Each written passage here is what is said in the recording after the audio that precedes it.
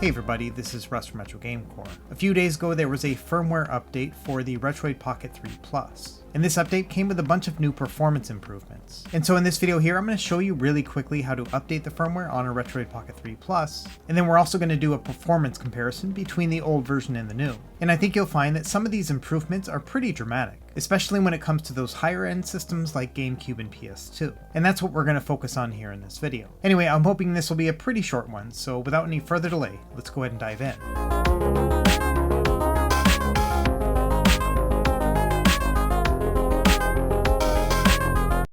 Okay, to get started here, number one, in order to update, you do need to be connected to Wi-Fi, and chances are you might get a notification informing you of the new update. But let me show you how to do it manually. You'll want to go into the settings and then scroll all the way down, and then go into System, and at the bottom of that menu, select Updater. This will bring you to the Retroid Pocket 3 Plus over-the-air updater tool. And once you're connected to the internet, just tap on Check Update. And this is the new firmware update right here. And as time marches on, you're probably going to see an updated version number right here. Either way, I recommend just going into here and updating to the most recent version. It'll take a few minutes to go through the update process, but once it's done, it's going to ask you if you want to restart the device. And after that, you should be good to go. So let's jump right into testing. As a baseline here, I'm going to be using the PAL ROMs for most of these, and I will be switching between different versions of Dolphin. And I think Billy Hatcher is a good example case right here. For this one, with the MMJR build of Dolphin, you can see that it's not running at full speed. We're getting an okay frame rate, but the audio here is just really stuttery.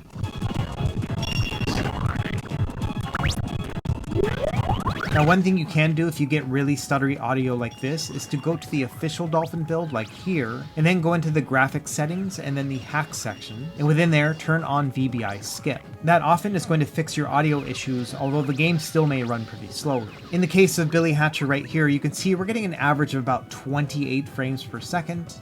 And this is a little bit slower than it was on the original hardware, but all the same, it's not that much slower. In fact, I would say it's almost playable. Either way, we're looking at, about 28, 29 frames per second, depending on what's going on the screen.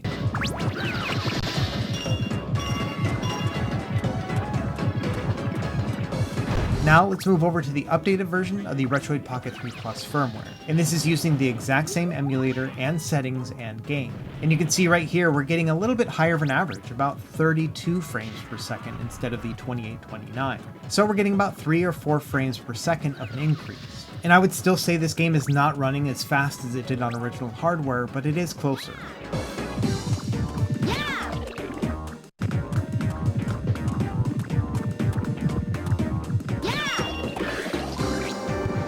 Now let's move over to Mario Kart Double Dash. This one actually plays pretty well using the Dolphin MMJR build, but it will dip down below 50 frames per second here or there, and every once in a while it'll cause a stutter which can be a bit jarring.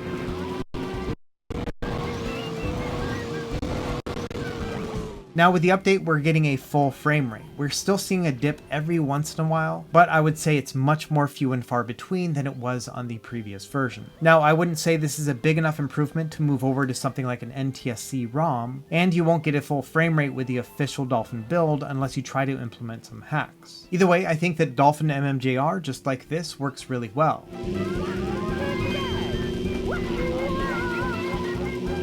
And it's a similar story with many other games. For example, with Soul Calibur 2, this one runs pretty well with Dolphin MMJR. You will get some dips here and there, but all the same, I think it's still a pretty good time. Now with the updated version here, exact same settings and Dolphin MMJR, but this time we're getting a very stable 50 frames. And so if you have been trying to play a game and you just get that stutter every once in a while and it's a little bit annoying, then this new update might be able to fix those problems for you right there. And with some other games, you might actually be able to try it with different emulators because the performance is better. For example, with Star Fox Assault, I always found that Dolphin MMJR was the only one that played at full speed. However, with this new update, we can actually use the official Dolphin build right here. And you might be wondering why you would want to use this one over Dolphin MMJR, and there's quite a few reasons. Number one, I like the UI on the official Dolphin build better, but also this emulator is more accurate, which means that you'll have less graphical glitches when using this one. So anytime I can, I try to use the official Dolphin build over something like MMJR. What, you can't see from down there, Fox? Another good example is going to be Legend of Zelda Wind Waker. Previously, I had found this game worked best with Dolphin MMJR, but even then, you wouldn't get a consistent 30 frames per second. As you can see here, in one of the later dungeons, we're getting about 25 frames per second on average. It's still playable, but all the same, it's not full speed.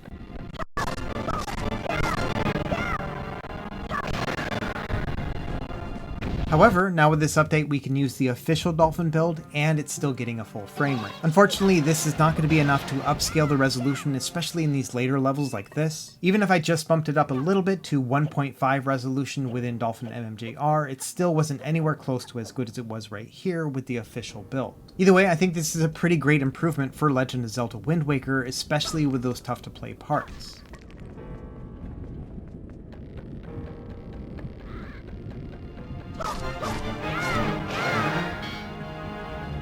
Okay, moving forward, let's try Chibi Robo next. Even before the update, this one worked with the official Dolphin build, but you did have to use that VBI skip hack to make sure that you didn't have audio issues. And even then, if you look at the frames per second, you can see that it will dip below the standard 25 frames per second with this game, and so you will get a little bit of slowdown here and there. Thankfully, if you use that VBI skip hack, the audio will still be nice and clear. Now if we use these exact same settings, but with the update, you can see we're getting a more stable 25 frames per second. It's still going to dip down here and there, but it's a lot less frequent than it was previously. And it's almost on the cusp where you could actually increase the resolution. So here we are with a 2x resolution, and it's still definitely dipping down below the 25 frames per second, but the graphics do look quite a bit sharper, and I don't know, I don't really mind that slowdown. So that's going to be up to you whether or not you would prefer to have a more smooth gameplay experience, or if you would like nice shiny graphics. Another good example here is going to be F-Zero GX. Recently, the Dolphin build that works the best with this game is actually the official one, if you use that VBI skip hack, as well as dual core settings and then a 400% emulation speed. And if you have any questions about any of these settings, you can actually find them within the Retroid Pocket 3 Plus community spreadsheet. And I'll leave that link down below. People have been adding their inputs to that and it's really handy. Anyway, when it comes to F-Zero GX, you can see that the speed stays around 100%, but if you look at the frame rate, we're getting something between 30 and 35 frames per second. And so even though the audio is pretty clear and the gameplay is somewhat smooth, it's actually running quite a bit slower than the original game did. And bear in mind, this is one of the harder tracks to play in this game. So this is kind of a worst case scenario right here. Now with the new update, you can see that even this track is getting very close to 50 frames. If anything, I would say the average is about 48. Now a lot of F-Zero GX fans are very picky about having full speed, and so this may not be enough for your standards, but all the same, I think it's pretty good.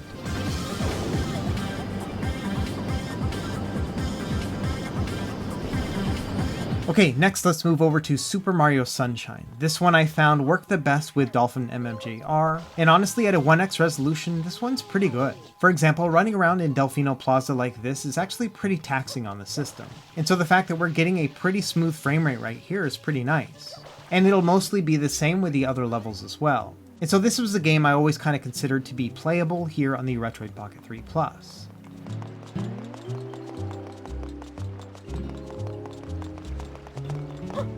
However, there are some pretty dramatic improvements with this new update. Number one, we can now use the official build, and on top of that, we can use a 2x resolution and it'll still stay pretty close to 100% speed.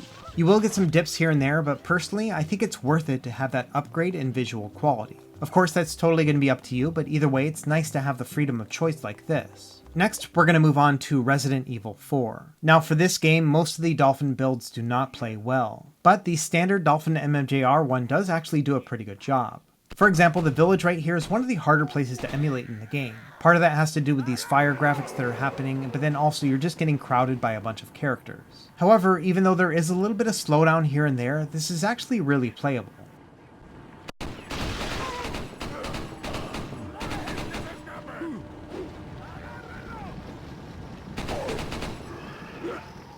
Now if we move over to the updated version, you can see that there are a lot fewer stutters. I think every once in a while it would dip down to 29 frames per second, but otherwise it was a very solid 30.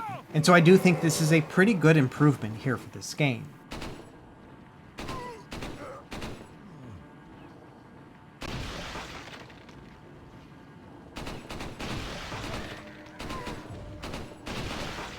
Now, even though I'm focusing here on the Retroid Pocket 3 Plus update, I did want to test this against the RG405M from Anbernic as well. This system uses the exact same chipset, and so I'm using the same emulator, same ROM, and settings. And you can see here it does a pretty good job, but there are a couple factors to consider. Number one, it does dip down more than the Retroid Pocket 3 Plus did even before the update. However, now with the update, it's kind of a night and day difference. I would say the average here in the village is going to be about 27-28 frames per second on the RG405M, compared to the relatively stable 30 frames that we got with the new update. And secondly, with some games that rely on trigger buttons like this one here, I found it to be a less comfortable experience overall. And so if I had to choose to play this game between these two systems, I would definitely choose the Retroid Pocket 3 Plus. Okay, and the last one I want to test for GameCube is going to be Legend of Zelda Twilight Princess. I always get questions about this game, but I hadn't done a real deep dive until right now. Number one, before the update, you could play a lot of the game through Dolphin MMJR. For example, here in the village, you can see we're getting a stable 30 frames per second. However, I've heard that as you progress further, it can get harder and harder to work. So what I decided to do after making the update was to try out the end game of Twilight Princess. And so here we are using the official Dolphin build, but we're also within Hyrule Castle. And this section is a lot harder to emulate than that first village we were just on. So not only are we in a harder part to emulate, but we're also using an emulator that's more demanding as well. Now the next thing I wanted to do was test the Hyrule field. This is known as being one of the hardest things to emulate within this game. However, to get that, you do have to make one special configuration, so let me show you that real quick. What you want to do is go into the Dolphin emulator settings, and then go into config and general. Within here, make sure that you have dual core turned on, and then also turn on enable cheats. After that, back out to the main menu again, and then long press on Twilight Princess. In the menu that comes up, choose the Edit Cheats section, and then within there you'll see a patch that says Hyrule Field Speed Hack. And just make sure that you toggle that one on, and then you're good to go. Okay, so here I am using the Hyrule Field with the entire game unlocked. So essentially, this should be the very hardest thing to emulate within Twilight Princess. And yes, I would definitely say the game is chugging. We're getting maybe 27-28 frames per second, depending on whether or not we're in combat. But even then, I would say this is pretty playable. And I also tried it while Link was turned into a wolf. Sorry about the spoiler there if you didn't know that. And then I also went to different sections of the game to test it out as well. And yeah, everything's running pretty smoothly. I would not say this is a perfect emulation experience, but I would definitely be comfortable playing through this game with these settings. And again, this is the very end of the game with all the maps unlocked, which means it's going to be the hardest to emulate.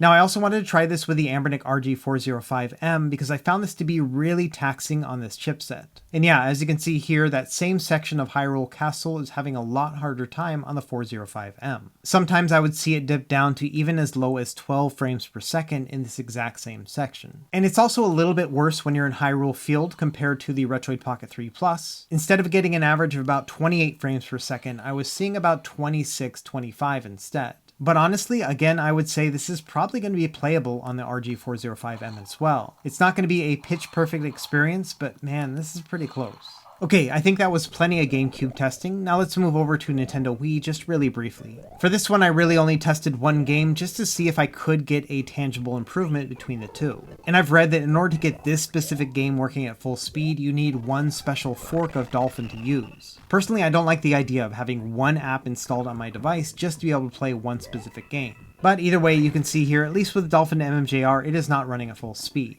Now, thankfully, after the update, you don't have to go and shop around for different Dolphin forks. In fact, with the official Dolphin build right here and with the VBI skip hack on, we're getting an experience that is very close to full speed. It's still going to dip down here and there, especially when there are shaders caching, but all the same, I would say this is also playable, at least up to my standard. And I also appreciate the fact that I can use the official Dolphin build without having to look around for a different fork.